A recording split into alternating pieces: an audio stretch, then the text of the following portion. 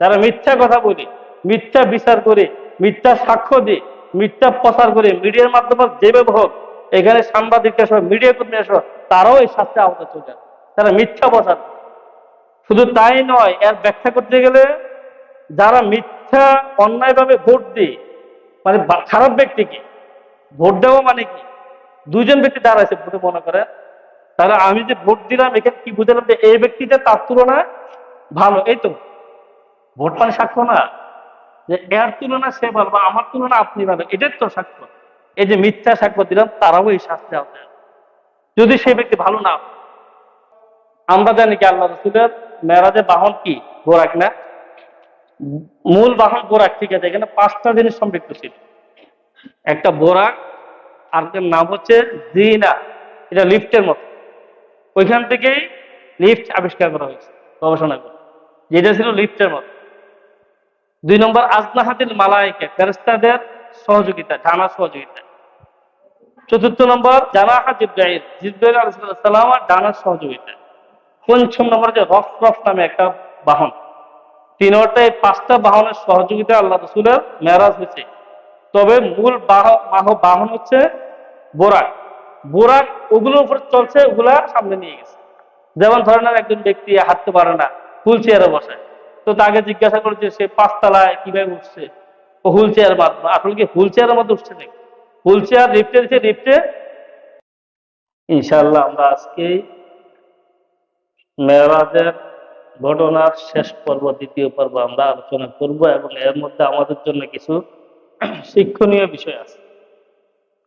মেরাজের ঘটনা এটা শুধুমাত্র কিচ্ছা কাহিনীর মতো শুনে গেলাম বা বলে গেলাম বা কিচ্ছা কাহিনী গল্পের মতো পড়লাম, এখানে সীমাবদ্ধ না। এর মধ্যে উম্মতের জন্য অনেকগুলি বিষয় শিক্ষণীয় এবং বুঝার মতো আছে। আল্লাহ রসুল সাল্লাল্লাহু আলাইহি সাল্লামের এই মেয়ারাজকে সশরীরে মেয়ারাজ, এটা অনেকেই বিশ্বাস করতে চায় না বা করে না। এটা ইসলামের আকীদার পরিপন্থী খেলাফ। তারা মনে করে আল্লাহ রসুলের মেয়ারাজ এটা স্বপ্ন, আল্লাহ রসুল সশরীরে যান নাই। এই আকীদা যারা পোষণ করি তারা আমরা ভুলের মধ্যে আছি। আল্লাহ রসুলকে আল্লাহ তাআলা সশরীরে ভ্রমণ করাইছেন, সশরীরে আল্লাহ তাআলা সাক্ষাতে নিয়ে গেছে। এই জন্য আকীদাকে পরিশুদ্ধ করতে হবে। মেরাজুন নবী হাক্কুন, আল্লাহ রসুলের সশরীরে মেরাজ এটা সত্য ঘটনা। তো যাই হোক, আল্লাহ রসুল বলেন যে আল্লাহ তাআলা আমাকে এই রাত্রের মধ্যে জান্নাত দেখাইছেন এবং আল্লাহ তাআলা আমাকে জাহান্নামও দেখাইছেন, এবং জান্নাতীদের নিয়ামত আমি দেখে আসছি, এবং জাহান্নামীদের শাস্তিও আল্লাহ রসুলকে আল্লাহ তাআলা দেখাইছেন। হুজিবাতিল জান্নাতু বিল মাকারিহি, আল্লাহ রসুল জান্নাতকে দেখে আসছেন যে তার চতুর্দিকে কাঁটা দ্বারা সেটা ঘেরাও করে। জান্নাতের চতুর্দিকে কাঁটা, কষ্টদায়ক বস্তু দ্বারা সেটা ঘেরাও করে। এখন প্রশ্ন আছে যে জান্নাত তো সুখের জায়গা, শান্তির জায়গা, এটা চতুর্পাশে এত কাঁটা কষ্ট মানুষ যাবে কিভাবে? আল্লাহ রসুল বলেন আমি জাহান্নামকে দেখছি হুজিবাতুন নারু বিশ-শাহাওয়াত, আল্লাহ তাআলা জাহান্নামকে সাজাইছেন দুনিয়া বিভিন্ন সৌন্দর্যতা দিয়ে, চাহিদা দিয়ে জান্নাতকে সাজানো, জাহান্নামকে সাজানো। আর জান্নাতকে সাজানো তার চতুর্দিকে কাঁটা, কষ্টদায়ক বস্তু। অর্থাৎ আল্লাহ রসুল কি বুঝাইলেন? যারা দুনিয়ার মধ্যে কষ্ট করে মুজাহাদা করে আল্লাহর হুকুম পালন করবে, তারা সেই কাঁটাগুলো পার হইয়ে তারা কোথায়? জান্নাতের মধ্যে চলে যাবে। সুদ খাওয়া যাবে না, খুব কঠিন কষ্ট না বর্তমান জমানায়? আমরা তো অধিকাংশ, শতকরা 95% লোক সমিতির সাথে জড়িত, অথবা কেউ সমিতির সাথে নাই, রেশন কার্ড বন্ধকের সাথে জড়িত, এটাও সুদ। তাহলে এই জমানায় এটার থেকে বেঁচে থাকা খুবই কষ্ট না? ওই কষ্ট কাটা পার হইলেই জান্নাত।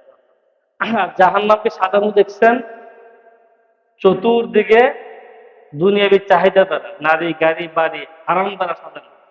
অর্থাৎ যারাই এই হারামের ভিতর পড়ে যাবে এটা অতিক্রম করেই তারা পরবর্তী জীবনে তারা জাহান্নামে। আল্লাহ রাব্বুল আলামিন বলেন, সুবহানাল্লাযী আসরা বিআবদিহি লাইলাম মিনাল মাসজিদিল হারামি ইলাল মাসজিদিল আকসা। ওই সত্তা, ওই পবিত্র সত্তা যিনি তার বান্দাকে ইসরা করাইলেন মসজিদে হারাম থেকে মসজিদে আকসা পর্যন্ত। রাসূলুল্লাহ সাল্লাল্লাহু আলাইহি ওয়াসাল্লাম বলেন, আমার নিকট জিবরাইল আলাইহিস সালাম এসে হাজির হলেন বুরাক নিয়ে, সাথে আরেকজন ফেরেশতা ছিলেন। জিবরাইল আলাইহিস সালাম বুরাকের মধ্যে উঠলেন এবং আমাকে মধ্যখানে বসাইলেন। বুরাকের পিছনে ছিলেন মিকাইল আলাইহিস সালাম। তিনজন যখন বুরাকের মধ্যে উঠলাম, বুরাক রওনা করছে সফরের উদ্দেশ্যে। কিছুক্ষণ যাওয়ার পরে আমি দেখলাম আল্লাহ রাসূল একজন বৃদ্ধ মানুষ, বুড়া মানুষ দাঁড়ানো অবস্থায় সে আমাকে ডাক দিল। আমি তার ডাকে কোনো জবাব দেই নাই, আমরা সোজাই চলতে লাগলাম। আরো কিছুক্ষণ পর যাওয়ার পর দেখলাম আরেকজন বৃদ্ধা মহিলা, সে আমাকে ডাক দিল। আমি তাহার দিকে লক্ষ্য করি নাই, আমরা রওনা করলাম, চলতে লাগলাম। সামনে যাওয়ার পরে দেখলাম আরেকজন সুন্দর সুশ্রী সুন্দরী একজন রমণী দাঁড়িয়ে আছেন, সেও আমাকে ইশারা করলো, ডাক দিল। আমরা তার দিকে প্রক্ষেপ করলাম না, আমরা আমাদের সফরের পথে রওনা করলাম। কিছুক্ষণ যাওয়ার পরে বুরাক আস্তে আস্তে আস্তে আস্তে উপরের দিকে যাচ্ছে। হঠাৎ করে দেখলাম যে পাহাড়ের দিকে উঠতেছেন এবং জিবরাইল বললেন, ইয়া রাসূলুল্লাহ, আপনি নিচের দিকে লক্ষ্য করুন। নিচের দিকে লক্ষ্য করলাম। আল্লাহ রাসূল বললেন, আমরা বুরাক থেকে দেখলাম নিচের জমিনটা সম্পূর্ণ একেবারে সাদা একটা জমিন। আমরা সেখানে অবতরণ করলাম। জিবরাইল বললেন, ইয়া রাসূলুল্লাহ সল্লি হুনাকা রাকাতাইন। ইয়া রাসূলুল্লাহ, আপনি এখানে 2 রাকাত নামাজ আদায় করে নিন। আল্লাহ রাসূল সেখানে 2 রাকাত নামাজ আদায় করলেন। জিবরাইল বললেন, ইয়া রাসূলুল্লাহ, আপনি কি জানেন এটা কোন জায়গা? আল্লাহ রাসূল বললেন, আল্লাহ তাআলাই ভালো জানেন। জিবরাইল বললেন, ইয়া রাসূলুল্লাহ, এই জায়গাটা হচ্ছে, এই জায়গাটার নাম ইয়াসরিব, মদিনা শরীফ। তার পূর্ব নাম ছিল ইয়াসরিব। এই জন্যই আল্লাহ আপনাকে এখানে 2 রাকাত নামাজ আদায় করাইলেন, যে শীঘ্রই আপনি মক্কা থেকে হিজরত করে মদিনায় আসবেন। আল্লাহ রাসূল সেখানে 2 রাকাত নামাজ আদায় করলেন। আদায় করে আবার বুরাকে উঠলেন, রওনা করলেন। কিছুক্ষণ যাওয়ার পরে আরেকটা জায়গায় গিয়ে বুরাক দাঁড়িয়ে গেল এবং জিবরাইল বললেন, ইয়া রাসূলুল্লাহ সল্লি হুনাকা রাকাতাইন। এখানে আপনি 2 রাকাত নামাজ আদায় করুন। আল্লাহ রাসূল নেমে সেখানে 2 রাকাত নামাজ আদায় করলেন। জিবরাইল বললেন, ইয়া রাসূলুল্লাহ, এই জায়গাকে আপনি চিনেন? জিবরাইল বললেন, এটা হলো সেই জায়গা। এই জায়গাটার নাম হলো তুর পাহাড়। এখানে দাঁড়িয়ে মুসা আলাইহিস সালাম সরাসরি আল্লাহ তাআলার সাথে কথা বলতেন। এই জন্য এই জায়গাটা পরিচয় করাই দিলাম। আবার বুরাকের মধ্যে উঠলেন, কিছুক্ষণ রওনা করলেন। সামনে যাওয়ার পর আল্লাহ রাসূলকে নিয়ে অবতরণ করলেন। আল্লাহ রাসূলকে জিবরাইল বললেন, ইয়া রাসূলুল্লাহ, এখানে 2 রাকাত নামাজ আদায় করুন। আল্লাহ রাসূল 2 রাকাত নামাজ আদায় করলেন। জিবরাইল বললেন, ইয়া রাসূলুল্লাহ, এটা কোন স্থান আপনি কি জানেন? এটা হলো সেই স্থান যে স্থানের মধ্যে আল্লাহ পাক রব্বুল আলামিন ঈসা আলাইহিস সালামকে বাবাবিহীন বৈধ পন্থায় তার মায়ের মাধ্যমে আল্লাহ তাআলা দুনিয়ায় প্রেরণ করলেন। এইটা হলো সেই জায়গা। এই জায়গায় আপনি 2 রাকাত নামাজ আদায় করুন। সেখানে দাঁড়িয়ে 2 রাকাত নামাজ আদায় করুন। এবার জিবরাইল বলছে, ইয়া রাসূলুল্লাহ, ওই যে প্রথমে দেখলাম যে একদম বৃদ্ধ মানুষ আপনাকে ডাক দিলেন, আপনি সেদিকে কর্ণপাত করেন নাই। ওই বৃদ্ধ মানুষটা হলো মিস্টার ইবলিস। আপনি তার দিকে কর্ণপাত করেন নাই, ভালোই হয়েছে। যদি কর্ণপাত করতেন, আপনার উম্মত আরো বেশি তার ধোঁকার মধ্যে পড়ে যেত। দ্বিতীয় যে বৃদ্ধ মহিলাটা দেখলেন যে খুবই দুর্বল, এটা হলো আপনার উম্মতের বদ আমলের কারণে উম্মতের ঈমান দুর্বল হবে, সবকিছু দুর্বল হয়ে যাবে। এরপর বললেন, ইয়া রাসূলুল্লাহ, তৃতীয় যে সুশ্রী সুন্দরী মেয়েটা দেখলেন, এটা হচ্ছে দুনিয়ার সৌন্দর্য। এটা হলো কি দুনিয়ার একটা রূপ। আপনি যদি তার ডাকে সাড়া দিতেন, তাহলে আপনার উম্মত দুনিয়ার মোহে পড়ে একেবারেই আল্লাহ তাআলাকে ভুলে যেত। আপনি তার ডাকে সাড়া দেন নাই, এটা আপনার উম্মতের জন্য ভালো হয়েছে। জিবরাইল আলাইহিস সালাম আল্লাহ রাসূলকে বললেন, এরপরেও কিছু মানুষ গুনাহের কাজে লিপ্ত হয়ে যাবে, আর কিছু মানুষ থাকবে আনাজিল, কিছু মানুষ থাকবে আনাজিল। ইনজিলের বহু বচন আনাজিল। ইনজিলের কারণে যেমন একটা গাড়ি পরিপূর্ণভাবে চলতে পারে, ঠিক কিছু মানুষ এমন থাকবে যাদের কারণে আল্লাহ তাআলা দুনিয়াটাকেই ঠিক থাকবে। নেককার ইমানদার বান্দাদের মধ্যে কিছু থাকবে। যদি আপনি ওই নারীটার দিকে তাকাই দেন, তাহলে সমস্ত উম্মত কি হয়ে যেত? পথভ্রষ্ট হয়ে যেত, বেশিরভাগ উম্মত গুনাহগার হয়ে যেত। আল্লাহ রসুলকে এই বিষয়গুলা দেখাইতে দেখাইতে বোরাক চলতেছে। আর যে ওই যে মদিনার মধ্যে যখন বোরাক নামতে ছিল, আমরা গত জুমায় আগের জুমায় বলেছিলাম যে বিজ্ঞান ইসলামের বাহিরে না। এই যে তারা ওপেন হার্ট সার্জারি আবিষ্কার করছেন কোত্থেকে? মেরাজ থেকে। জিবরাইল আলাইহিস সালাম শাহাদাত আঙ্গুল মাধ্যমে আল্লাহ রসুলের সিনাকে 2 ভাগ করলেন। এটার দ্বারাই বোঝা গেল যে মানুষের সিনা পাড়ার দ্বারা মানুষ মারা যায় না। এখান থেকে তারা কি করছেন? ওপেন হার্ট সার্জারি করছেন। যখন আল্লাহ রসুল মদিনায় নামাজ পড়ার আগে বোরাক থেকে নামতেছিলেন, তখন বোরাকের পা গুলি জমিনের দিকে ছড়াই দিলেন। আর যখন উপরে উঠতেছিলেন, পা গুলা তখন উপরের দিকে টেনে নিয়ে যায়, একেবারে এই পা গুলি শরীরের সাথে মিশিয়ে দেন পরে। এখান থেকে আবিষ্কার করছে কি জানেন? বিমান আবিষ্কার করছে।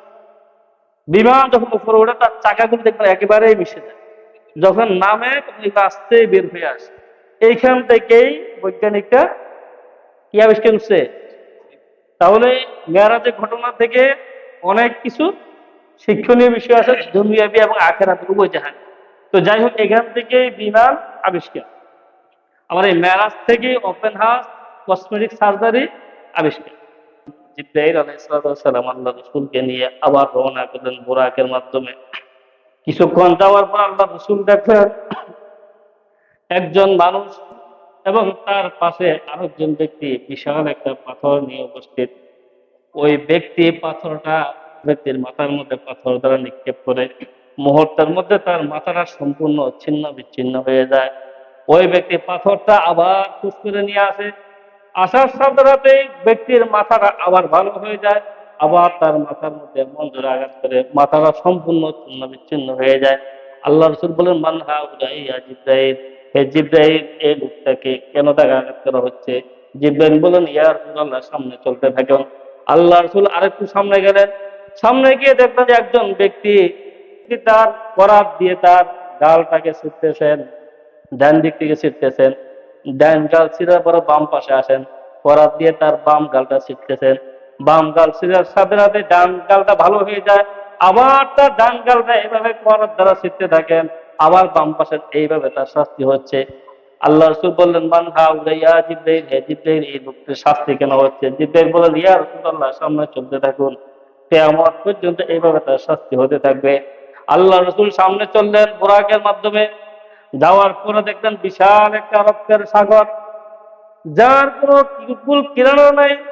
কিছু মানুষ সেই রক্তের সাগরের মধ্যে হাবুডুবু খাচ্ছে, তারা সাঁতরাইতেছেন।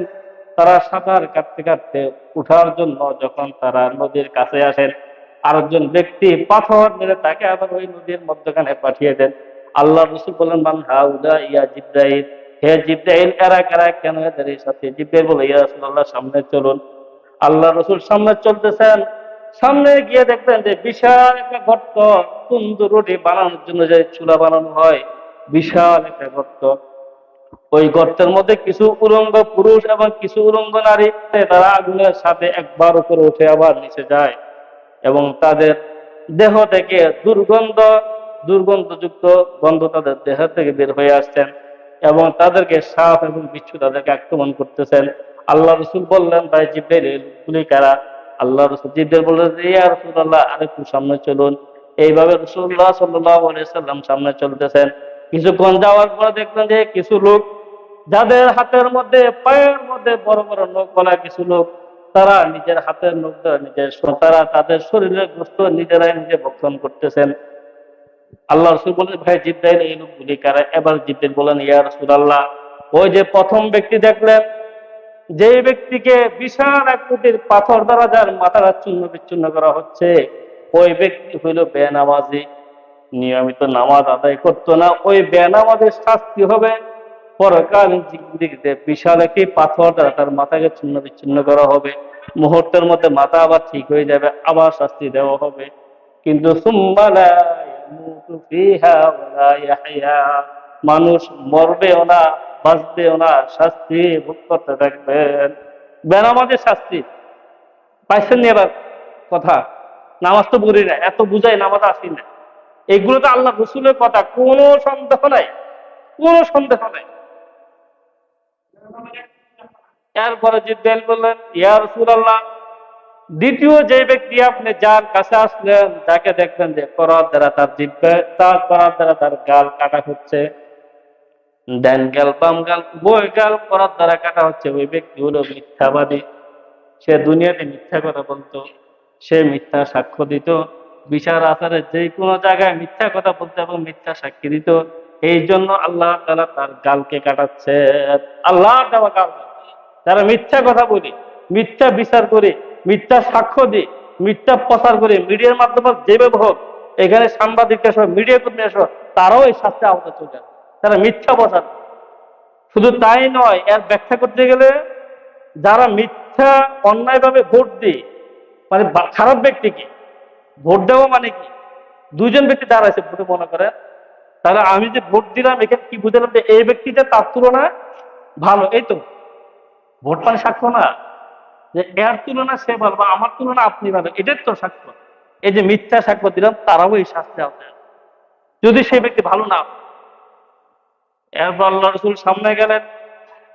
আল্লাহ রসুল তৃতীয় যে ব্যক্তিকে দেখলেন, যে যারা বিশাল গর্তের মধ্যে, আগুনের মধ্যে হাবুডুবু খাচ্ছে, তাদের দেহ থেকে দুর্গন্ধ বের হয়ে আসছে, সাপ বিচ্ছু তাদেরকে দংশন করছে, তারা হইল ওই সমস্ত নারী পুরুষ যারা দুনিয়ার মধ্যে জানা করতো, যারা পতিতালয়ে চাকরি করতো, যারা পরকীয়ার মধ্যে লিপ্ত ছিল। এই জন্য কিয়ামত পর্যন্ত শাস্তি ভোগ করতে থাকবে। আল্লাহ রসুলকে বলা হলো, ইয়া রাসূলুল্লাহ, আপনি যে ব্যক্তিদেরকে দেখলেন যে তারা মৃত মানুষের গোশত ভক্ষণ করতেছে, তারা হলো ওই সমস্ত লোক যারা দুনিয়ার মধ্যে থাকা অবস্থায় পরনিন্দা করত। আপন ভাই একজন মুসলমান অপর মুসলমানকে বেইজ্জতের উদ্দেশ্যে তার গীবত করত। ওই সমস্ত ব্যক্তিরা আজকে এই শাস্তির সম্মুখীন হয়ে যাবে। কিয়ামত পর্যন্ত এই শাস্তি আর বন্ধ হবে না। জিবরাইল বলেন, ইয়া রাসূলুল্লাহ, ওই যে ব্যক্তিদেরকে আপনি দেখলেন যারা রক্তের সাগরে হাবুডুবু খাচ্ছে, কোনোভাবে উঠার জন্য ঘাটের মধ্যে আসছেন, আরেক ব্যক্তি পাথর মেরে তাদেরকে আবার রক্তের সাগরের মধ্যে ডুবিয়ে দিচ্ছেন, তারা হলো ওই সমস্ত লোক যারা সুদের কারবারি করত, যারা সুদের সাথে সম্পৃক্ত ছিল, সুদখোর যারা। কারণ মানুষের রক্তে কামানোর টাকা যারা চুষে খাইতো, এই জন্য তাদেরকে রক্তের সাগর তারা হাবুডুবু খাবে, উঠতে পারবে না, কাছে আসবে ফেরেশতা পাথর মেরে আবার দূর করে দেবে। কিন্তু মরবেও না, বাঁচবেও না, মরবেও না। তাহলে মেরাজ থেকে আমরা কি শিক্ষা নিলাম? মিথ্যা বলা যাবে না, মিথ্যা সাক্ষ্য দেওয়া, অজায়গায় কুজায়গায় সাক্ষ্য দেওয়া যাবে না, জানা করা যাবে না, সুদ খাওয়া যাবে না, নামাজ কাজা করা যাবে না। এই মেরাজের শিক্ষা শুধু কিচ্ছা শুনলাম, ঘটনা শিখলাম, তো কি শিখলাম? আর মেরাজটা কেন পাইতো? তারপরে জিবরাইল আলাইহিস সালাম, মিকাঈল আলাইহিস সালাম রাসূলুল্লাহ সাল্লাল্লাহু আলাইহি সাল্লামকে নিয়ে রওনা করলেন বাইতুল মুকাদ্দাস, যেটা আমরা পূর্বে আলোচনা করেছিলাম। সেখানে গিয়ে আল্লাহর রসুলের ইমামতিতে আল্লাহ তাআলা যত নবী রসুল দুনিয়াতে আগমন করছেন, সকল নবী রসুল সহ লক্ষ লক্ষ কোটি কোটি ফেরেশতাদেরকে মুসল্লি বানাইয়া আল্লাহর রসুল যে সবার ইমাম, এটা আল্লাহ তাআলা প্রমাণ করে দিলেন। বাইতুল মুকাদ্দাসের নামাজ শেষ, তখন আরেকটা বাহন আসলো। আমরা জানি কি আল্লাহ রসুলের মেরাজের বাহন কি? বোরাক না? মূল বাহন বোরাক, ঠিক আছে। এখানে 5টা জিনিস সম্পৃক্ত ছিল। একটা বোরাক, আর নাম হচ্ছে জিনা, এটা লিফটের মতো। ওইখান থেকেই লিফট আবিষ্কার করা হয়েছে গবেষণা করে, যেটা ছিল লিফটের মতো। 2 নম্বর আজনাহাতিল মালায়েকা, ফেরেশতাদের সহযোগিতা, ডানা সহযোগিতা। 4র্থ নম্বর জানাহা জিবরাইল, জিবরাইল আলাইহিস সালাম ডানার সহযোগিতা। 5ম নম্বর যে রফ নামে একটা বাহন। 5টা বাহনের সহযোগিতা আল্লাহ রাসূলের মেরাজ হয়েছে। তবে মূল বাহন হচ্ছে বোরাক। বোরাক ওগুলোর উপর চলছে, ওগুলা সামনে নিয়ে গেছে। যেমন ধরেন একজন ব্যক্তি হাঁটতে পারে না, হুইল চেয়ারে বসে, তো তাকে জিজ্ঞাসা করে যে সে 5 তলায় কিভাবে উঠছে, ও হুইল চেয়ার মাধ্যমে। আসলে কি হুইল চেয়ারের মধ্যে উঠছে নাকি? হুইল চেয়ার লিফটে দিচ্ছে, লিফটে মূল বাহন ছিল বোরাক। বোরাক অন্যান্যগুলো ছিল তার সহযোগী। যাই হোক, রাসূলুল্লাহ সাল্লাল্লাহু আলাইহি সাল্লামকে যখন আল্লাহ তাআলা উপরের দিকে নিয়ে যাবেন, বাইতুল মুকাদ্দাস মসজিদের মধ্যে 2 রাকাত নামাজের ইমামতি করাইলেন। ইমামতি করানোর পর আল্লাহ তাআলা উপরের দিকে নিয়ে গেলেন। সর্বপ্রথম গেলেন, প্রথম আসমানের মধ্যে গেলেন। জিবরাইল আলাইহিস সালাম সেখানে গিয়ে আওয়াজ দিলেন যে প্রথম আসমানের দায়িত্ব ছিল ইসমাঈল। হে ইসমাঈল, দরজা খুলো। ইসমাঈল বললেন যে কে আপনি? ইসমাঈল একজন ফেরেশতা। বললেন যে কে আপনি? জিবরাইল বললেন যে আনা জিবরাইল মুআল্লিমুল মালাইকা। জিবরাইল হচ্ছে ফেরেশতাদের কি সর্দার, লিডার গেছে। আর ভিতরতুল কাজে আপনি কে? এখান থেকে কি শিখলেন? কাহারও ঘরে ঢুকতে হলে তার অনুমতি নিতে হবে। আপনি অনেক কিছু, কিন্তু আমার স্থানে আমি সব। আপনি বাইরে বলতেছি, আবার আমি বাইরে বলতেছি, কিন্তু আপনার স্থানে আপনি বলেন। এই যে বলতে আপনি কে? বলেন যে আমি জিব্রাইল। সাথে কে? মোহাম্মদ রসুল। এখন আল্লাহকে অনুমতি দিচ্ছেন তিনি কে? আল্লাহ আদেশে আছে, তাহলে আসে। তাহলে এখান থেকে একটা শিক্ষা, কাহার বাসায় ঘরে অনুমতি ছাড়া প্রবেশ করা ইসলামে যায়। শুধু এটা না, কোনো ঘরে যদি মা থাকে, ছেলেও সেই ঘরে অনুমতি ছাড়া প্রবেশ করা জায়েজ নাই। আল্লাহ হয়তো যে কোনো বিশেষ কারণে বা বেসতর্কতা থাকতে পারে, সেখানে অনুমতি নিতে পারে সালামের মাধ্যমে, অথবা গলা আওয়াজ দিয়ে, যে কোনো একটা মাধ্যম ব্যবহার করতে হবে অনুমতি নেওয়ার জন্য। এটা হচ্ছে এখান থেকে আমাদের একটা শিক্ষা। রাসূলুল্লাহ সাল্লাল্লাহু আলাইহি সাল্লাম তিনি যখন প্রথম আসমানে গেলেন, ইসমাঈল আলাইহিস সালাম তার দরজা খুলে দিলেন। প্রথম আসমানে দেখা হলো সর্বপ্রথম হযরত আদম আলাইহিস সালাম। আদম আলাইহিস সালামের সাথে সাক্ষাৎ হলো। আদম আলাইহিস সালাম আল্লাহ রসুলকে বুকে জড়িয়ে নিলেন এবং আল্লাহ রসুলকে অভ্যর্থনা জানালেন, মারহাবান বিন নাবিয়্যিস সালিহ ওয়া ইবনিস সালিহ। স্বাগতম হে নেককার নবী, হে আমার নেককার সন্তান, স্বাগতম তোমার। হযরত আদম আলাইহিস সালামের সাথে যখন সাক্ষাৎ হলেন, আদম আলাইহিস সালাম আল্লাহ রসুলের ডান দিকে একবার তাকায়, তাকে একটা মুস্কি হাসি দেয়। আবার আল্লাহ রসুলের বাম দিকে তাকায়, মুখটা কালো করে ফেলে। আল্লাহ রসুল প্রশ্ন করলেন, ভাই জিবরাইলের কারণ কি? তিনি বললেন যে আদম আলাইহিস সালাম যখন ডান দিকে তাকায়, তখন আল্লাহ তাআলা আপনার নেককার জান্নাতের উম্মতদেরকে, আল্লাহর হাবিবকে দেখান, আদম আলাইহিস সালামকে দেখান। যখন তিনি বাম দিকে তাকান, আপনার উম্মতের গুনাহগারদেরকে দেখান। গুনাহগার দেখে তিনি চেহারা মলিন করে নেন। এই অবস্থা দেখে আদম আলাইহিস সালাম বললেন যে আপনি আপনার উম্মতকে বলবেন যেন তারা আরো বেশি বেশি করে নেক আমল করে, এবং তারাও যেন জান্নাতি হয়, সবাই যেন ডানপন্থী হয়ে যায়। সেখান থেকে হযরত মুহাম্মদ রাসূলুল্লাহ সাল্লাল্লাহু আলাইহি সাল্লামকে নিয়ে যাওয়া হলো দ্বিতীয় আসমানে।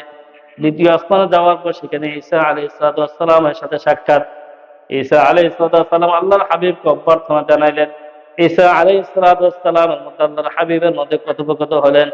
ঈসা আলাইহিস সালাম জানিয়ে দিলেন যে ইয়া রাসূলুল্লাহ, সমস্ত উম্মত, সমস্ত নবীগণ আপনার উম্মত হওয়ার জন্য আল্লাহ তাআলা একটা আবদার করেছিলেন, কিন্তু আল্লাহ তাআলা কবুল করেন নাই। আমার প্রার্থনা আল্লাহ তাআলা কবুল করছেন। আমি শেষ জমানায় আপনার উম্মত হয়ে দুনিয়ায় আগমন করব, এবং আমি আগমন করব যেই দিন ইমাম মাহদী আলাইহিস সালাম বাইতুল মুকাদ্দাসের মধ্যে আসরের নামাজে ইমামতি করতে যাবেন। সবেমাত্র আল্লাহু আকবার বলবেন, তৎক্ষণাৎ মুহূর্তে আমি বাইতুল মুকাদ্দাসের ছাদের মধ্যে অবতরণ করব, এবং সেখান থেকে মসজিদের আমার সাথে জনগণ একসাথ হয়ে যাবে। এই আলোচনাটা আমরা করবো ইয়াতে কিয়ামত আলামতের সময়। এটা ওইটার সাথে সম্পৃক্ত, যেটা একটু লিয়াজু ছিল যেন বলে দিলাম। এই জন্য আল্লাহ পাক রব্বুল আলামিন ঈসা আলাইহিস সালামের সাথে পরিচয় করিয়ে দিলেন, যেন উম্মতকে সংবাদ দেওয়া হয় ঈসা আলাইহিস সালাম আবার আসবেন, দাজ্জালকে হত্যা করবেন, গোটা দুনিয়ার মধ্যে আবার ইসলামী হুকুমত কায়েম হয়ে যাবে। সেখান থেকে মুহাম্মদ রাসূলুল্লাহ সাল্লাল্লাহু আলাইহি সাল্লাম গেলেন তৃতীয় আসমানে। সেখানে গিয়ে দেখলেন তৃতীয় আসমানের মধ্যে আছেন হযরত ইউসুফ আলাইহিস সালাম। আল্লাহর হাবিব বলেন, আমি যখন ইউসুফকে দেখলাম মনে হয় যেন পূর্ণিমার চাঁদটা আমার হাতে এসেছে, পূর্ণিমার চাঁদটা আমার সামনে এসেছে, এত সুন্দর বানাইছে। গোটা দুনিয়ার অর্ধেক সুন্দর দিছে আল্লাহ ইউসুফ আলাইসাল্লাম। আল্লাহ রসুলকে জানিয়ে দেবো হলো যে এই জন্য ইউসুফ আলাইসাল্লামকে দেখানো হয়েছে আপনি আপনার উম্মতদেরকে সুসংবাদ দিয়ে দিবেন গিয়ে যে যত উম্মত নেক আমল করবে জান্নাতের মধ্যে যাবে, জান্নাতে যাওয়ার সময় সবার সৌন্দর্য হবে ইউসুফের মতন। এখন আমরা কেউ কালা, কেউ দলা, কেউ আমরা একদিন এক রকম। আল্লাহ তখন সবাইরে ইউসুফ আলাইহিস মতো করে বানাইয়া তারপর জান্নাতে নিয়ে, সেখান থেকে রাসূলুল্লাহ সাল্লাল্লাহু আলাইহি ওয়াসাল্লাম গেলাম চতুর্থ আসমানে। সেখানে গিয়ে দেখা হযরত ইদ্রিস আলাইহিস সালাতু ওয়াস সালাম। ইদ্রিস আলাইহিস সালাতু ওয়াস সালাম, তিনার কবর পৃথিবীর মধ্যে নাই। এখন পর্যন্ত সবাই চেষ্টা করতেন, পাইতেছেন না। কারণ ইদ্রিস আলাইহিস সালাতু ওয়াস সালাম আল্লাহর কাছে দোয়া করছেন, আয় আল্লাহ আপনি মৃত্যুর আগেই আমাকে জান্নাত দেখিয়ে দেন। তিনি আল্লাহ তাআলার নিকট যখন দোয়া করলেন, আল্লাহ পারমিশন দিলেন, ঠিক আছে যাও জান্নাত দেখে আসো। একজন ফেরেশতার মারফত হযরত ইদ্রিস আলাইহিস সালাম সপ্তম আসমান পর্যন্ত গেলেন। শুধু তাই নয়, জান্নাতের গেট পর্যন্ত গিয়ে হাজির হলেন জান্নাত দেখার জন্য। গিয়ে যখন ডাক দিলেন, জান্নাতের যে দারওয়ান ছিল, রিদওয়ান, সে প্রহরীকে ডাক দেওয়া হলো যে ইদ্রিস আলাইহিস সালাম আসেন জান্নাত দেখার জন্য, বলল পারমিশন কে দিল? আল্লাহ পাক রব্বুল আলামিন তিনাকে স্পেশাল পারমিশন দিয়ে দেখাইছেন, পাঠাইছেন। তখন ওই রিদওয়ান দারওয়া বললেন পারমিশন পাইছে, ভালো কথা, আমি যেহেতু দায়িত্ব আছি আমারও তো একটা কথা আছে। ঠিক আছে, আমার কাছে লিস্টি আছে, আমি লিস্টি দেখি নাই 3 নম্বর কত নম্বর। রেদওয়ান দারওয়ান বলল যে ইদ্রিস আসছো উদ্দেশ্য ভালো নিয়ে, তবে দুঃখিত আমার দৃষ্টির মধ্যে লেখা আছে জান্নাতে সর্বপ্রথম প্রবেশ করবে মুহাম্মাদুর রাসূলুল্লাহ, তার আগে কেউ প্রবেশ করতে পারবে না। আল্লাহ অনুমতি দিছে, তোমার সান্ত্বনা দিচ্ছেন, কিন্তু সুযোগ নাই। কোন নবী আমাদের নবীর আগে প্রবেশ করতে, আবার কোন নবীর উম্মত এই নবীর উম্মতের আগে প্রবেশ করতে পারবে, শ্রেষ্ঠ উম্মত আল্লাহ। এটা কোন আসমানের ঘটনা? চতুর্থ আসমান। সেখান থেকে মুহাম্মদ রাসূলুল্লাহ সাল্লাল্লাহু আলাইহি ওয়াসাল্লাম চলে গেলেন পঞ্চম আসমানে। সেখানে গিয়ে দেখা হযরত হারুন আলাইহিস সালামের সাথে সাক্ষাৎ করলেন, অভ্যর্থনা জানাইলেন। তারপরে চলে গেলেন ষষ্ঠ আসমানে। সেখানে গিয়ে দেখা হযরত মূসা আলাইহিস সালামকে, তিনিও তাকে অভ্যর্থনা জানাইলেন। সেখান থেকে চলে গেলেন সপ্তম আসমানে। সেখানে গিয়ে দেখলাম সপ্তম আসমানের মধ্যে কেউ লিখছেন বিশাল একটি ঘর, আবার কেউ লিখেছেন সেখানে আছে বিশাল একটি বৃক্ষ, বিশাল ছায়াদায় একটা বৃক্ষ ছিল। ওই বৃক্ষের গোড়ায় যখন গেলাম তখন জিব্রাইল বলে রাসূলুল্লাহ উপর দিকে উঠতে থাকেন। আল্লাহ রাসূল গাছের মধ্যে উঠে অনেক কিছু দেখলেন, এবং সেখানে গিয়ে দেখলেন যে একটি ঘরের মধ্যে একজন বৃদ্ধা মানুষ সেখানে বসা অবস্থায়, এবং তার সামনে ছোট্ট ছোট্ট সুন্দর সুন্দর কিছু মণিমুক্তার মতো কিছু বালক বালিকা ঘুরতেছেন। আল্লাহ রাসূল জিজ্ঞাসা করেন, মান হাউলা ইয়া জিব্রাইল, হে জিব্রাইল এরা কারা? জিব্রাইল বলেন, ইয়া রাসূলুল্লাহ ওই যে বয়স্ক লোকটা দেখতেছেন, তিনি হচ্ছেন মুসলিম মিল্লাতের জাতির পিতা হযরত ইব্রাহিম আলাইহিস সালাতু ওয়াস সালাম। তিনি আমাদের জাতির পিতা ইব্রাহিম আলাইহিস সালাম। আল্লাহ বলেন মিল্লাতা আবিকুম ইব্রাহিম, মুসলমানদের জাতির পিতা ইব্রাহিম আলাইহিস সালাম। এবং তিনার সামনে যে সমস্ত বালক বালিকাগুলো দেখতেছ, তারা হচ্ছে ওই সমস্ত সন্তান মুসলমানদের যাদেরকে তার মা বাবা গর্ভে থাকা অবস্থায় নিয়ত করছে, যদি আমার ছেলেটা ছেলে হোক বা মেয়ে হোক, তাকে আমি আলেম বানাবো, তাকে আমি হাফেজ বানাবো, তাকে আমি কারি বানাবো, তাকে দিনদার বানাবো, এই নিয়ত করছেন। কিন্তু যে কোনো কারণে তাদের সৌভাগ্য হয় নাই, হয়তোবা তার আগে সাবালক হওয়ার আগে সন্তানটা মারা গেছেন। ওই মা বাবার নিয়তকে কবুল করে আল্লাহ তাআলা তাদের প্রত্যেককে ইব্রাহিম আলাইহিস সালামের ছাত্র বানিয়ে দিলেন, এবং ইব্রাহিম আলাইহিস সালাম তাদেরকে সেখানে আলেম বানিয়ে দিবেন। সুবহান।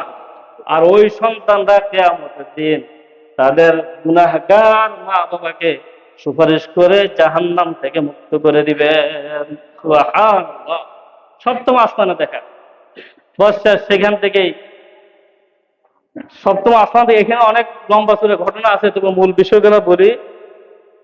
সেখান থেকে যখন রওনা করলেন আল্লাহ রাসূল সপ্তম আসমান থেকে রওনা করলেন জিবরাইল আলাইহিস সালামের মাধ্যমে, গিয়ে পৌঁছে গেলেন ইনদা সিদরাতিল মুনতাহা।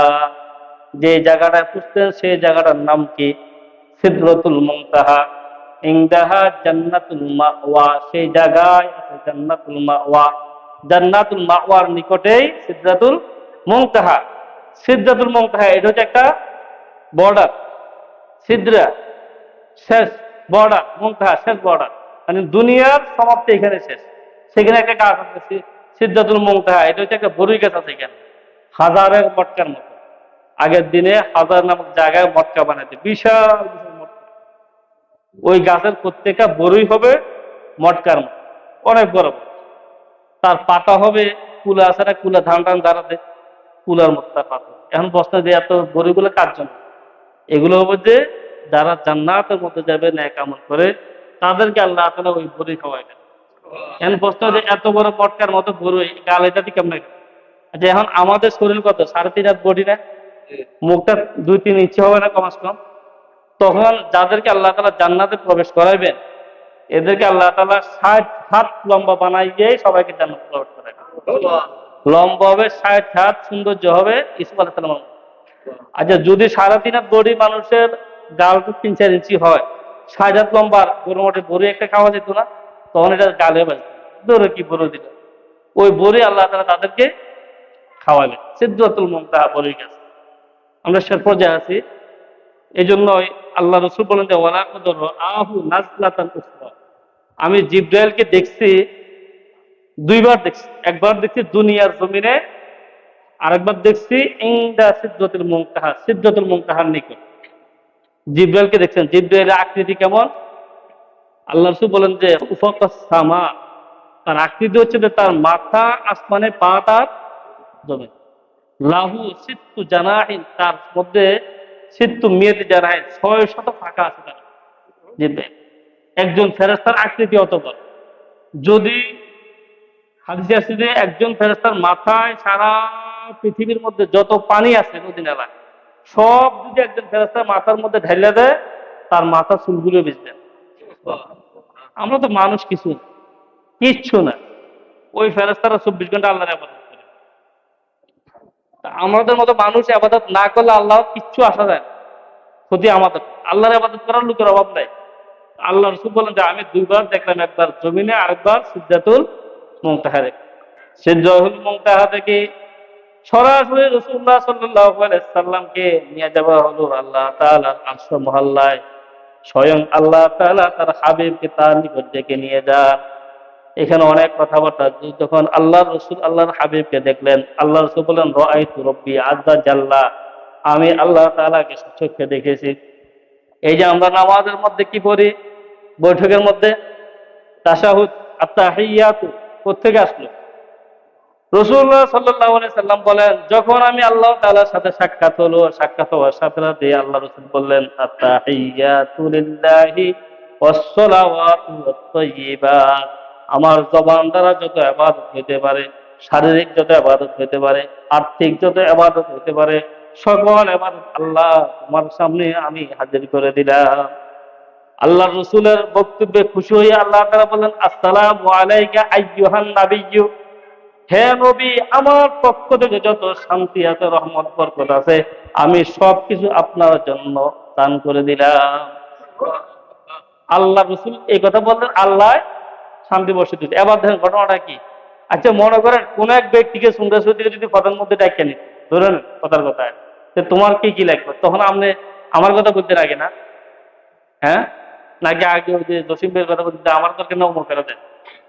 আমরা কারো কথা বলতাম, আগে নিজের কি কি রাখবে এগুলা ব্যবস্থা করতেন।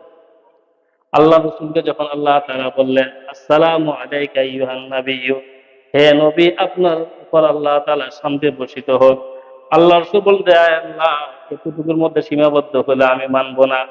শুধু শান্তি আমার উপর নয়, আসসালামু আলাইনা, আমার উপর হোক, ওয়া আলা ইবাদিল্লাহিস সালিহিন, কিয়ামত পর্যন্ত আমার যত বান্দা-বান্দী নেককার হবে, আপনি তাদের জন্য শান্তির ফয়সালা করে দেন।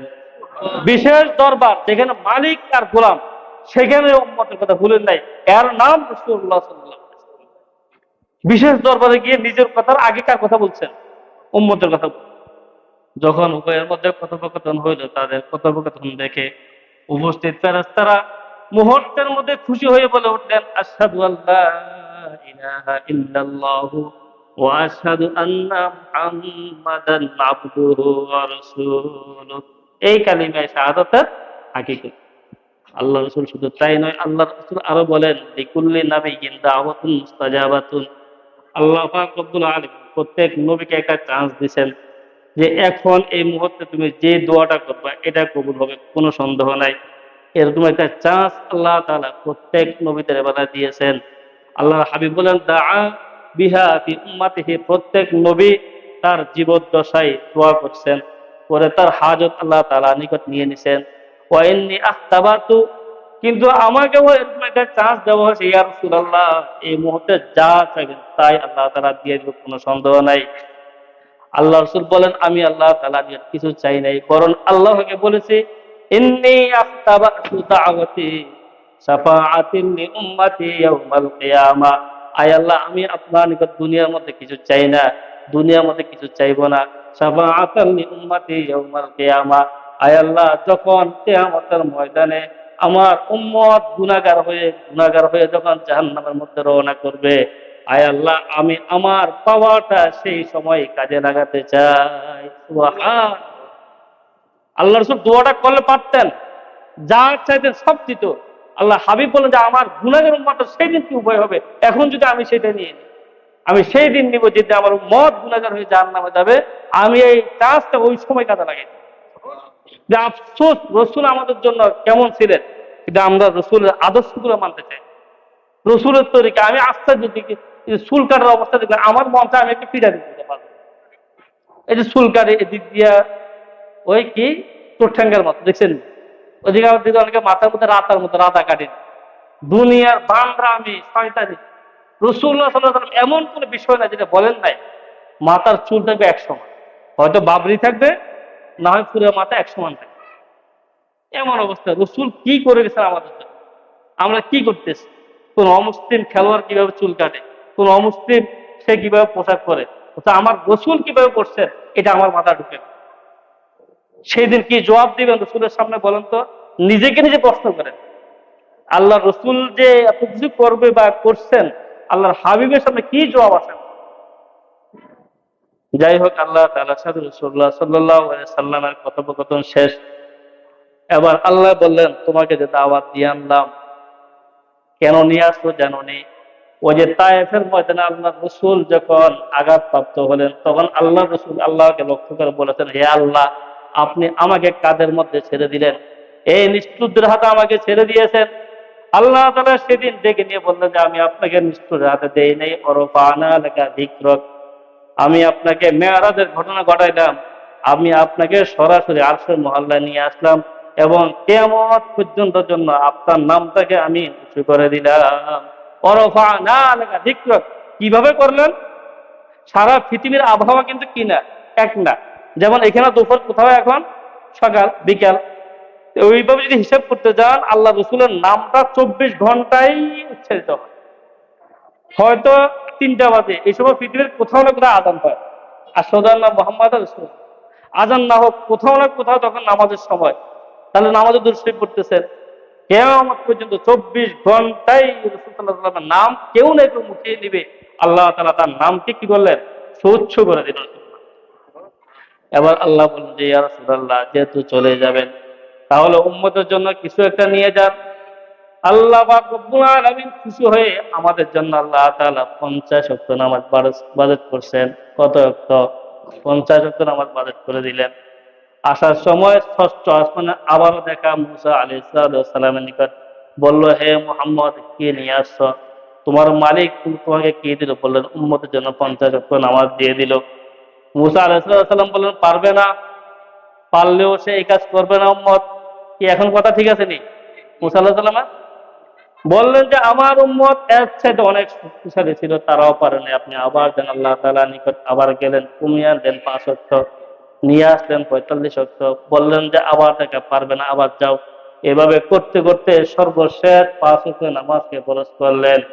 এবং আল্লাহ বললেন যে হে আমার হাবিব, যেহেতু আমার বাজারের মধ্যে ছিল 50 ওয়াক্ত, অতএব উম্মতকে জানিয়ে দেন যে ব্যক্তি 5 ওয়াক্ত নামাজকে সময় মতো আদায় করবে, আমি আল্লাহ আপনাকে 5 ওয়াক্ত নয় 50 ওয়াক্তের সওয়াব দান করে দিব।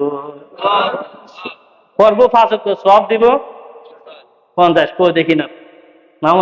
নামাজে তো দেখি না। বললে তো সবাই হাত উঠায়, ইনশাআল্লাহ সুবহানাল্লাহ মাসলা দিলে সবার ঠিক আছে, কিন্তু কাজে কর্মে দেখা যায়। মেয়েরাদের প্রধান শিক্ষা হচ্ছে নামাজ।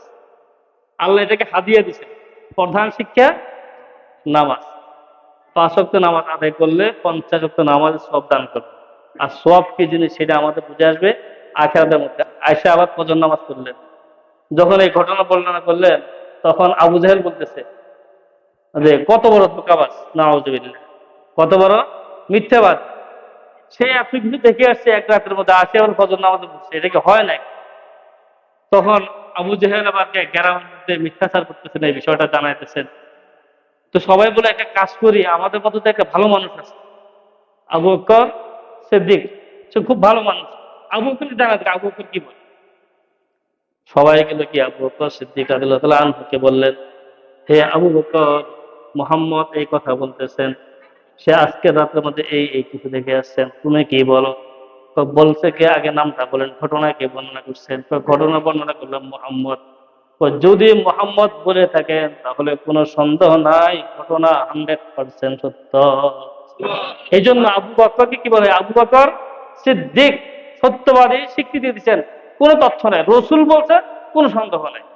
ঠিক ইসলামের প্রতি, রসুলের কথাগুলির প্রতি বিশ্বাস করতে হবে এইভাবে, রসুল বলছেন, এখন কোনো আমার ব্রেনে ধরুক বা না ধরুক কোনো সন্দেহ নেই। কিন্তু আবু জেহেলরা বিশ্বাস, বেঈমানরা বিশ্বাস, ঠিক এখনো মুনাফিকরা বিশ্বাস করবেন। আমরা যত বলি না বলি, মুনাফিকদের এগুলো বিশ্বাস হবে না। কিন্তু যারা ইমানদার তারা মনে করবে যে পালন করিয়ে না করি কথাগুলো কি সত্য। এবার কে বলতেছে, যদি এগুলো দেখতে থাকো তাহলে একটা কাজ করো, বাইতুল মুকাদ্দাসে দেখছো, বাইতুল মুকাদ্দাস বিশাল ঘর, বিশাল এরিয়া, যেটা জিনের মাধ্যমে কিছু তাহলে বাইতুল মুকাদ্দাসের জানালার কয়টা আছে? একটা বিপদ না? এখন একটা ব্যক্তি এই মুহূর্তে নামাজ পড়তে আসছে এখানে, সে কি বলবো যে এখানে জানালা কয়টা আছে বা উপরে উঠতে সিঁড়ি কয়টা আছে? আবু জাহেল কয়, মোহাম্মদ তুমি যদি জাদুঘর না হয়ে থাকো তাহলে বলো বাইতুল মুকাদ্দাসের জানালা কয়টা আছে, এবং এটা তো উঠার সময় সিঁড়ি কয়টা আছে? আল্লাহ রসুল তো মুসিবতে পড়ে গেছেন, বলেন নাই? আর আল্লাহ রসুল টেনশনে পড়লে আল্লাহ তো আর বসে থাকবেন। আল্লাহ পাক রব্বুল আলামিন জিবরাইলকে পাঠিয়ে দিলেন, হে জিবরাইল, তুমি দ্রুত যাও, গিয়ে সমস্ত বাইতুল মুকাদ্দাসটা তোমার হাতের মধ্যে নিয়ে আমার হাবিবের সামনে উপস্থাপন করো। আল্লাহ রসুল বললেন, ফাজাল্লাল্লাহু লি বাইতুল মুকাদ্দাস, আমার সামনে বাইতুল মুকাদ্দাসকে হাজির করা হলো। আমি দেখে দেখে মুহূর্তের মধ্যে সবকিছু বলে দিলাম। এবার আবু জেহেল কয়, তারপরে বিশ্বাস করে না। ওমা মনে করছিলাম ছোটখাটো জাদুঘর, এখন তো দেখি আরো বড় জাদুঘর। তখন আল্লাহ রসুল বললেন, যদি আমি জাদুঘর হয়ে থাকি, তখন যখন আল্লাহ রসুল মেরাজ থেকে আসতেছিলেন, আসার পথে একটা কাফেলা পাইলেন, আরবের একটা কাফেলা। তারা কাফেলার পানি দেখে অন্য কোথাও গেছেন, আল্লাহ রসুল আল্লাহর হুকমে সেই পানিগুলো পান করে ফেলছেন, তারা আইসে আর পানি পান নাই। এরপরে এসে আরেকটা কাফেলা দেখতেন, যারা তাদের ঘোড়া বেঁধে কোথাও গেছেন, এবং ওই ঘোড়াটা আল্লাহ রসুলের ঘোড়াকে আওয়াজে ঘোড়াটা জায়গায় মৃত্যুবরণ করছেন। তারা এসে ঘোড়াটাকে পাইলেন জীবিত, কিন্তু কোনো মানুষ দেখেন নাই। তখন আল্লাহ রসুল ওই আবু জাহেলকে বললেন, আমি যদি জাদুকর হয়ে থাকি তাহলে তোমাদের যে দুইটা কাফেলা আসবে ব্যবসা থেকে, তাদেরকে আসলে জিজ্ঞাসা করো তাদের পথের মধ্যে পানি হারানো গেছে কিনা, এবং আরেকটা কাফেলাকে জিজ্ঞাসা করবো তাদের ঘোড়া মারা গেছে কিনা। এবং আল্লাহ রসুল আরো একটা কথা বললেন যে, হে আবু জেহেল, কথা আরো আছে, ওই কাফেলা গুলো আসবে বুধবার বিকেল বেলা, যখন সূর্য ডোবা ডোবা অবস্থা, তখন ফিরে আসবে তারা। তখন আবু জেহেল কি করলেন, তার দলবল নিয়ে হাজির হইলেন সূর্য ডুবার সময়ে। মোহাম্মদ বলছে কাফেলা এই সময় ফিরে আসবে, যেহেতু তার সাথে কোনো মোবাইলের সম্পৃক্ততা নাই, যদি সে জাদুঘর না হয় তাহলে ঠিক সময় আসবে, আর যদি ঠিক সময় না আসে তাহলে মোহাম্মদ জাদুঘর বলে প্রমাণিত হবে। নাউজুবিল্লাহ। আবু জেহেল তার সাথীদেরকে নিয়ে উপস্থিত, সূর্য ডুবা ডুবা অবস্থায়, বুধবার বিকেল বেলা, কিন্তু কাফেলা এখন আসতেছে না। এদিকে আল্লাহর হাবিব চিন্তিত হয়ে গেলেন, মুহূর্তের মধ্যে আল্লাহ রসুল চিন্তিত হয়ে সেজদার মধ্যে পড়ে গেলেন। আল্লাহ জানা দিলে, আমার হাবিব কোনো টেনশন নাই, আপনি টেনশন করবেন না। আল্লাহ তাআলা ওই জায়গায় যে অবস্থায় সূর্যটা ছিল, সূর্যকে আল্লাহ তাআলা স্থির করে দিলেন। আবু জাহেলরা অপেক্ষা করতে করতে বিরক্ত হয়ে যাচ্ছে, সূর্য কাটবে না, ঘটনা কি? সূর্য তো জায়গায়। হঠাৎ কিছুক্ষণ পরে তাকিয়ে দেখলেন ওই ব্যবসায়ী কাফেলা আসতেছে এবং সূর্য আস্তে আস্তে অস্ত হয়ে যায়। আল্লাহ তাআলা সূর্যকে স্থির করে দিলেন। আল্লাহ চাইলে সবকিছু পারে। তখন ওই আবু জেহেল জিজ্ঞাসা করলো কাফেলাকে, যে পথের মধ্যে তোমার পানি হারানো গেছে কিনা? বললো হ্যাঁ, আমরা পানি রেখে এক জায়গায় গেলাম, এসে দেখলাম সেখানে কোনো পানি নেই, কে জানে নিয়ে গেছেন। ওই অবস্থা দেখি আর সাথে সাথেই অসংখ্য মানুষ মুসলমান হয়ে যান। আর একটা আফালাকে জিজ্ঞাসা করলো যে তোমাদের ঘোড়া মৃত্যুবরণ করছে কিনা রাস্তার মধ্যে? মোহাম্মদ বললো সত্যি কিনা? বললো হ্যাঁ, আমরা ঘোড়া রেখে অন্য জায়গায় গেলাম, এসে দেখলাম ঘোড়াটা জায়গার মধ্যে মৃত্যুবরণ করলো। ওই অবস্থা যখন দেখলো ঘটনা সত্যি হলো, মুহূর্তের মধ্যে বহু মানুষ মুসলমান হয়ে যায়। যে আল্লাহ রসুলের মর্যাদা ছিল। এখন ওই যে বলছে বুধবারে আসবে, এখন এই কথাটা আবু জেহেল বলতে দিল, বলে আবার থামিয়ে গেছে। কারণ দুই ঘটনা বলে আর সাথে সঙ্গে অর্ধেক হারাই দিচ্ছে। আবার যদি কথা মোহাম্মদ কিছু বুধবারে আসবে, বুধবারে আসে, তাহলে বাকিগুলো হারাই ফেলবে। তো যাই হোক, আল্লাহ রসুলের এই মেয়ারাজের মাধ্যমে আল্লাহ তাআলা অনেক কিছু আমাদেরকে শিক্ষা দিয়েছেন। আমরা যদি এখান থেকে শিক্ষা গ্রহণ না করি, শুধু ঘটনায় শুনে যাই, বা মসজিদের ওয়াজ যদি মসজিদের ওয়াজ মসজিদে থাকে, এই গেটের না পারো কেয়ামত পর্যন্ত ওয়াজ দেবো, লেকিন মাফি ফায়দা, কোনো ফায়দা নেই। এই জন্য আমরা চেষ্টা করবো এখান থেকে শিখলাম কি, নামাজ কাজা করবো না ইনশাল্লাহ, সুদ খাওয়া যাবে না, মিথ্যা বলা যাবে না, জানা করা যাবে না, কাহারও গীবত শিকায়ত করা যাবে না, পরকীয়া লিপ্ত হওয়া যাবে না। আমরা এখান থেকে শিক্ষা গ্রহণ করবো। আল্লাহ রাব্বুল আলামিন আমাদের প্রত্যেককেই 5 ওয়াক্ত নামাজ সহ গুরুত্বপূর্ণ আমলগুলি করার তৌফিক দান করার।